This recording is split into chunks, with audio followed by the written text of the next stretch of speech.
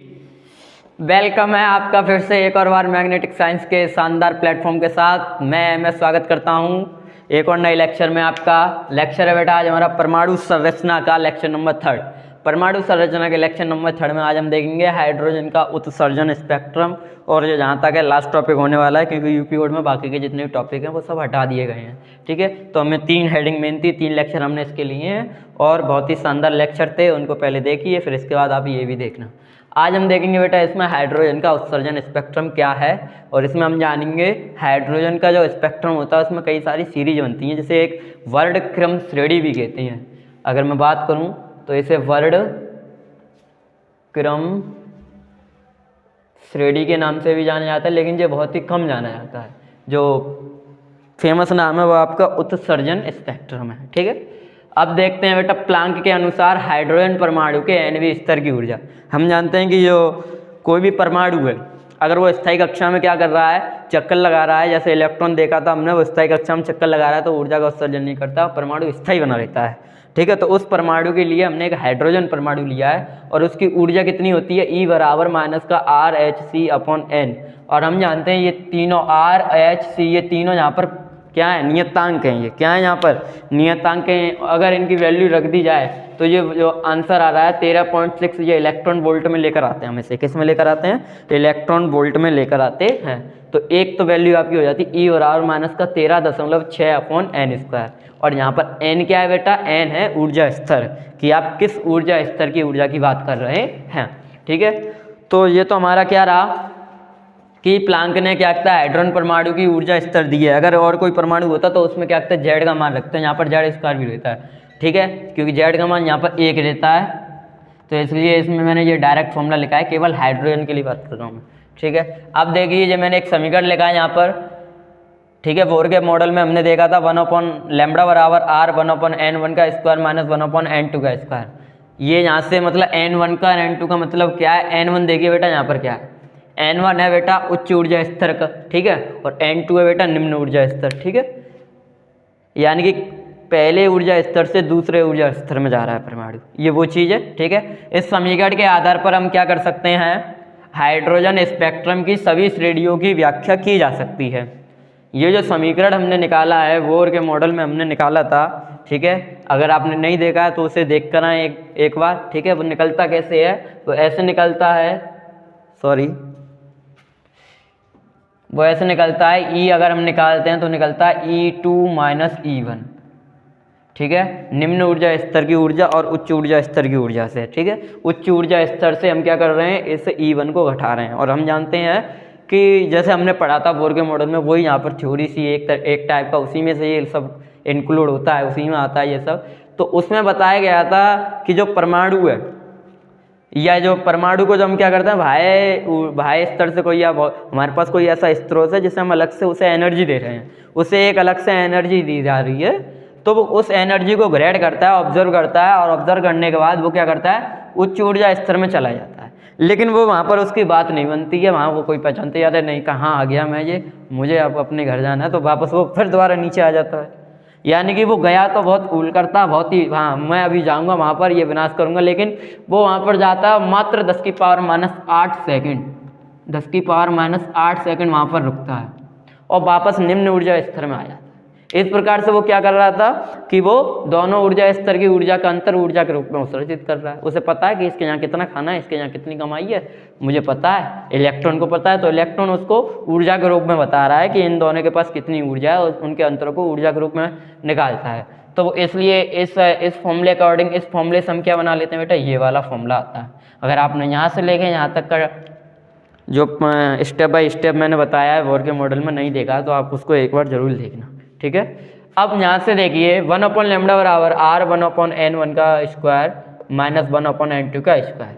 ठीक है, यहाँ पर n1 ऊर्जा स्तर क्या कहते हैं, पहला हो गया, दूसरा हो गया। ठीक है, इस समीकरण के आधार पर हम ये व्याख्या कर सकते हैं। अब हम फाइनली आज कर रहे हैं लाइमन श्रेणी, वामन श्रेणी। यहाँ पर हमने 5 श्रेणियाँ ले रखी हैं, पाँचों श्रेणी के सूत्रों को एक साथ देखेंगे, क्योंकि इस समीकरण के आधार पर हम सूत्र को कैसे व्यक्त कर सकते हैं। ठीक है, अब देखिए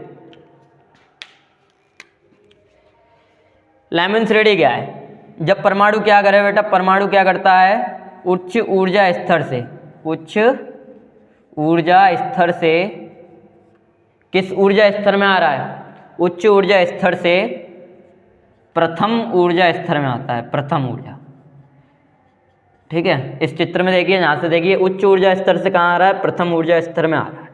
तो इनकी जो क्या कहते हैं श्रेणियाँ बनती हैं, स्पेक्ट्रम बनता है, तो वो स्पेक्ट्रम पाया जाता है परावैगनी भाग में। किस में पाया जाता है बेटा? परावैगनी भाग में।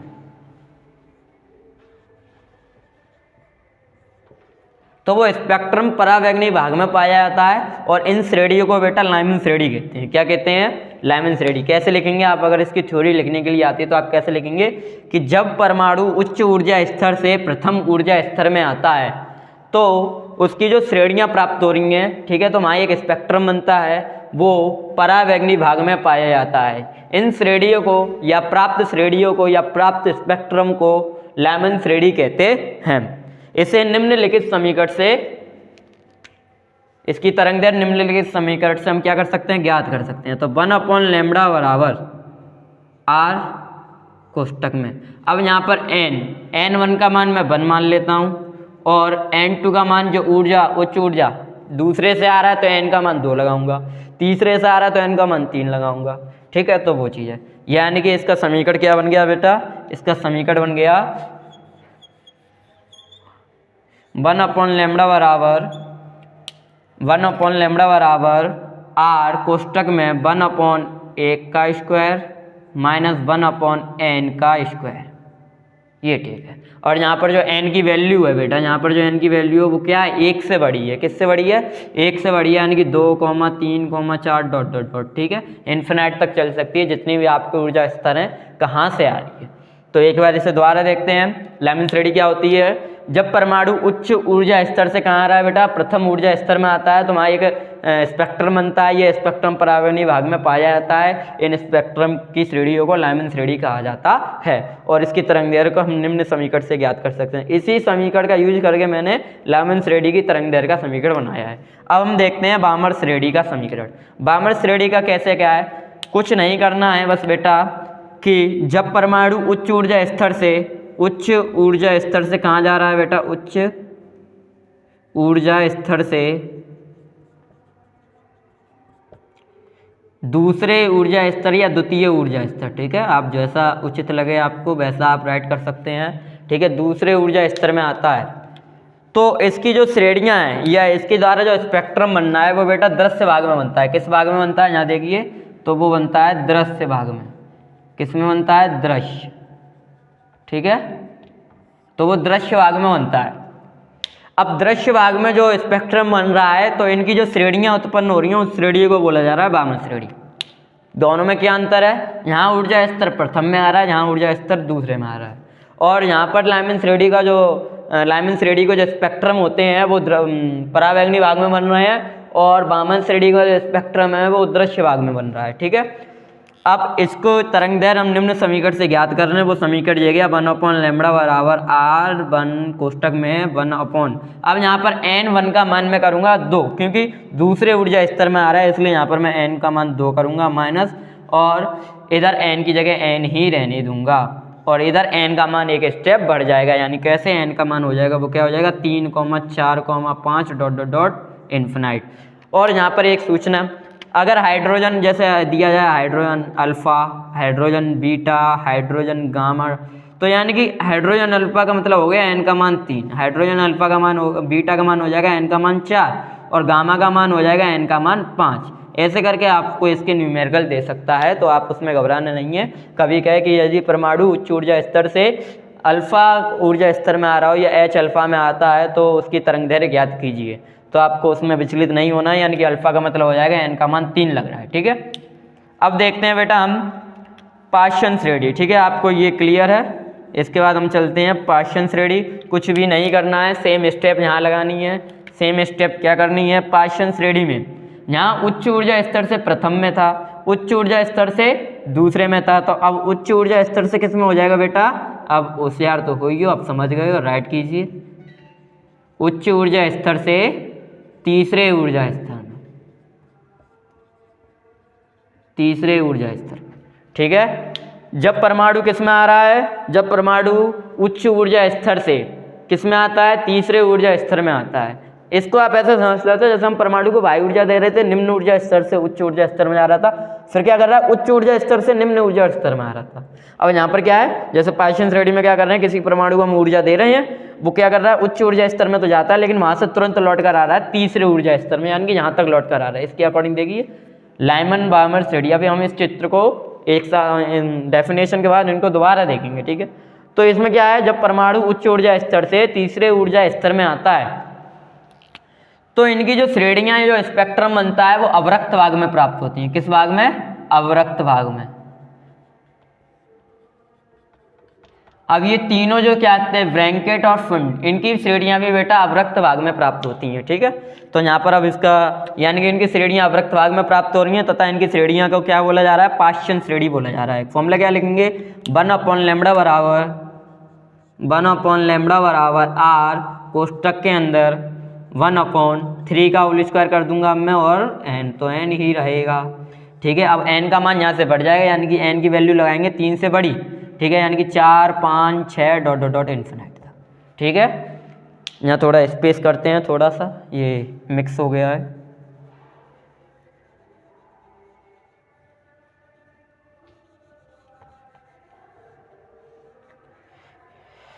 ठीक है। अब हम देखते हैं ब्रैंकेट श्रेणी। ब्रैंकेट श्रेणी का क्या फंडा है, फंडा देखते हैं ब्रैंकेट श्रेणी की, यानी कि अब चौथे ऊर्जा स्तर में आ रहा है। किस ऊर्जा स्तर में आ रहा है, चौथे। तो यानी कि इसमें किस ऊर्जा स्तर की बात होगी, उच्च से चौथे ऊर्जा स्तर की, ठीक है। मैं डायरेक्ट लिख रहा हूँ, अब तो आप समझ गए हैं, आपको इसी विधि को अपनाना है। जहाँ ब्रैंकेट श्रेणी का मैं फॉर्मूला लिखता हूँ तरंग दैर्घ्य वाला। अब ब्रैंकेट श्रेणी का फॉर्मूला कैसे लिखेंगे, उससे पहले ये देख लीजिए, ब्रैंकेट श्रेणी का आपको परिभाषा लिखनी है, मैं बोल रहा हूँ उस पर ध्यान देना है। जब परमाणु उच्च ऊर्जा स्तर से बेटा किस ऊर्जा स्तर में आता है, जब परमाणु उच्च ऊर्जा स्तर से चौथे ऊर्जा स्तर में आता है तो जो स्पेक्ट्रम प्राप्त होता है वह अवरक्त भाग में पाया जाता है। इन स्पेक्ट्रम व श्रेणियों को ब्रैंकेट श्रेणी कहते हैं और इनकी तरंग दैर्घ्य को हम निम्नलिखित समीकरण से ज्ञात कर सकते हैं। वो क्या है, 1/λ बराबर r कोष्टक के अंदर 1/। अब चौथे ऊर्जा स्तर में आ रहा है तो n का मान 4 लगाएंगे और इधर n का मान 4 से बड़ा रहेगा, यानी कि n का मान क्या है बेटा, 4 से बड़ा, यानी कि 5, 6, 7, 8 डॉट डॉट डॉट, ठीक है। आप ऐसे करके लगा सकते हैं। अब ये ब्रैंकेट का बात रहा, अब बात करते हैं फुंड श्रेणी की। फुंड श्रेणी, फुंड श्रेणी का क्या रहेगा बेटा, फुंड श्रेणी का कुछ नहीं रहेगा, सेम रहेगा, बस चौथे की जगह आपको क्या करना है, 5वां ऊर्जा स्तर लगाना है। क्या लगाना है, 5वां ऊर्जा स्तर लगाना। जब परमाणु उच्च ऊर्जा स्तर से 5वें ऊर्जा स्तर में आता है तो उसका रेखीय स्पेक्ट्रम या जो स्पेक्ट्रम व श्रेणियाँ हैं अवरक्त भाग में प्राप्त होती हैं। तो इन रेखीय स्पेक्ट्रम को बोला जा रहा है बेटा फुंड श्रेणी। क्या बोला जा रहा है, फुंड श्रेणी कहते हैं। अब इसकी तरंग दैर्घ्य निकालने के लिए फॉर्मूला हो जाएगा 1/λ बराबर r, और इधर मैं कर दूंगा 4 की जगह अब 5 का वर्ग माइनस 1/n का वर्ग। अब इस n की वैल्यू क्या रह जाएगी बेटा, 5 से बड़ी, यानी 6, 7, 8 डॉट डॉट डॉट 9। और इस प्रकार से ये आपका फुंड श्रेणी, ब्रैंकेट श्रेणी, पाश्चन श्रेणी, बार्मर श्रेणी, लाइमन श्रेणी टॉपिक आएगा लॉन्ग नंबर 5 नंबर, जहाँ से आपके पूरे बनते हैं। कितने बनते हैं बेटा, 5 नंबर बनते हैं, ठीक है। अब चित्र देख लेते हैं थोड़ा सा। चित्र में कुछ नहीं करना है बेटा, आपको ऐसी 7 लाइन बना लेनी है या उससे ज़्यादा बना लो, कोई भी प्रॉब्लम नहीं है, ठीक है। हर एक लाइन से एक रेखा आपको लानी है, हर एक लाइन से एक रेखा आपको लानी है, यानी कि एक स्पेक्ट्रम बनेगा। जहाँ से क्या बनेगा, स्पेक्ट्रम बनेगा। जैसे देखिए दूसरे ऊर्जा स्तर से आ रहा है, तीसरे से भी आ रहा है, चौथे से भी आ रहा है, 5वें से भी आ रहा है, 6वें से भी आ रहा है, 7वें से अनंत, ऐसे करके यहाँ पर एक स्पेक्ट्रम बन रहा है। यानी कहने का मतलब है दूसरे से प्रथम में आ सकता है परमाणु, तीसरे से प्रथम में आ सकता है, 6वें से प्रथम में आ सकता है, अनंत से प्रथम में, यानी उच्च ऊर्जा स्तर से प्रथम में। ऐसा ही आप बार्मर के लिए करेंगे, जहाँ द्वितीय रहेगा। क्या रहेगा, द्वितीय रहेगा, यानी कि तीसरे से सेकंड में आ रहा है, चौथे से सेकंड में आ रहा है, 5th से सेकंड में आ रहा है और 6th से भी सेकंड में आ रहा है, इन्फिनिट से भी सेकंड, यानी उच्च ऊर्जा स्तर से भी सेकंड। ऐसी 5 सन के लिए थर्ड कर देंगे, थर्ड करेंगे, यानी कि चौथे से आएगा तीसरे में, 5वें से आएगा तीसरे में, इन्फिनिट से यानी उच्च ऊर्जा स्तर से आएगा तीसरे में।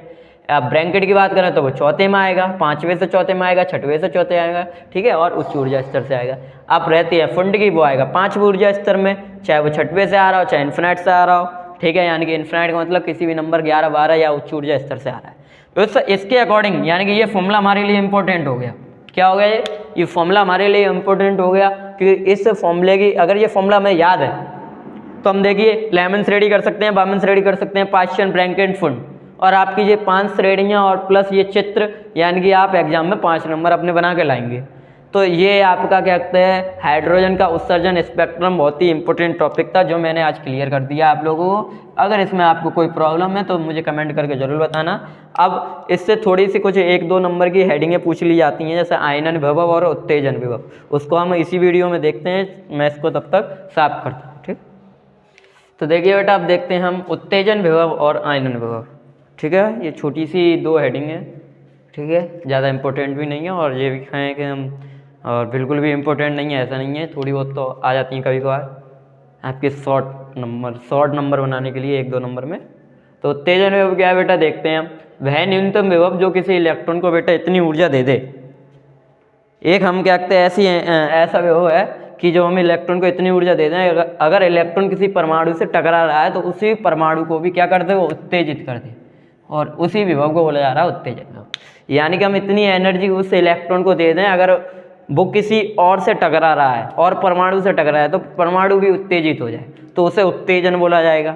और आयनन में क्या है बेटा, अगर हम उतना न्यूनतम विभव, अधिकतम की बात नहीं हो रही है ना, न्यूनतम विभव की बात हो रही है, कम से कम इतना उसे पोटेंशियल दे दें कि क्या करे, वो इतना विभव दे दें उसे कि किसी इलेक्ट्रॉन को इतना विभव दे दें कि वो किसी परमाणु से अगर वो टकराएगा तो उस परमाणु को भी आयनित कर दे। अगर आयनित कर रहा है तो उसे आयनन विभव बोलेंगे, अगर उत्तेजित कर रहा है तो उसे उत्तेजन विभव कहेंगे। एक तरीके से आप ये समझ सकते हैं, अगर कोई टीचर एक बच्चे को इतना ज्ञान दे दे कि वो बच्चा किसी और बच्चे के साथ जुड़ जाए तो वो भी उतना होशियार हो जाए, तो ठीक उसी प्रकार से है कि हम इलेक्ट्रॉन को एनर्जी दे रहे हैं, ठीक है, इलेक्ट्रॉन को एनर्जी दे रहे हैं और वो एनर्जी क्या कर रहा है, ये एनर्जी के रूप में कहें कि न्यूनतम विभव है और उसे एनर्जी प्रोवाइड करा रहा है कि वो किसी परमाणु से टकराया जाएगा तो उस परमाणु को भी उत्तेजित कर देगा तो उत्तेजन विभव कहलाएगा। अगर उस परमाणु को आयनित कर रहा है तो आयनन विभव कहलाता है, ठीक है। और यहाँ पर ये बताया जाता है कि उत्तेजन विभव होता है बेटा वो निम्न ऊर्जा स्तर से उच्च, इसमें जो इलेक्ट्रॉन है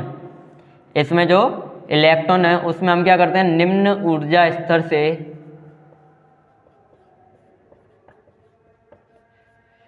इसमें इलेक्ट्रॉन को क्या किया जा रहा है, निम्न ऊर्जा स्तर से कहाँ भेजा जा रहा है बेटा, उच्च ऊर्जा स्तर में भेजा जाता है। इसमें इलेक्ट्रॉन को कहाँ भेजा जाता है, निम्न ऊर्जा स्तर से उच्च ऊर्जा स्तर में भेजा जाता है, यानी उच्च ऊर्जा स्तर में जाके वो क्या करता है, किसी परमाणु को एनर्जी देगा और इतनी एनर्जी देगा कि वो क्या हो जाए, उत्तेजित हो जाए, ठीक है।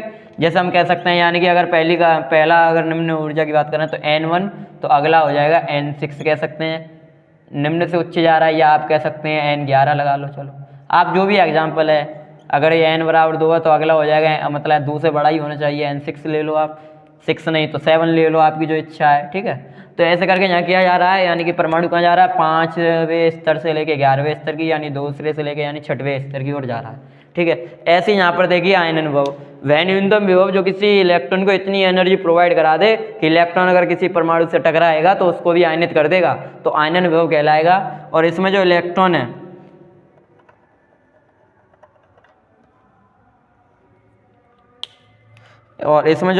उसे आखिरी स्तर में भेजा जाता है। इसमें इलेक्ट्रॉन को कहाँ भेजा जा रहा है बेटा, आखिरी स्तर में भेजा जाता है। अब आखिरी स्तर मतलब इन्फिनाइट हो सकता है ना, ठीक है।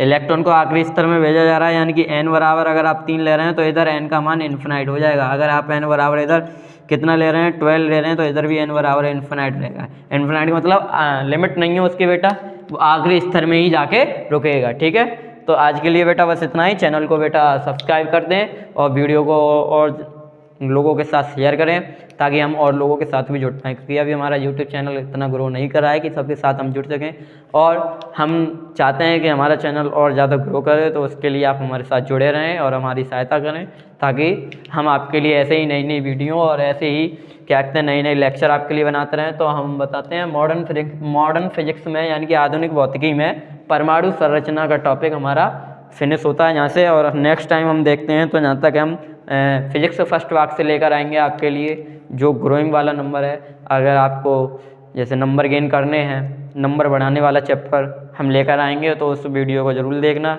तब तक के लिए जय हिंद साथियों, मैं लाकर रहूँगा आपके लिए एक और नई वीडियो।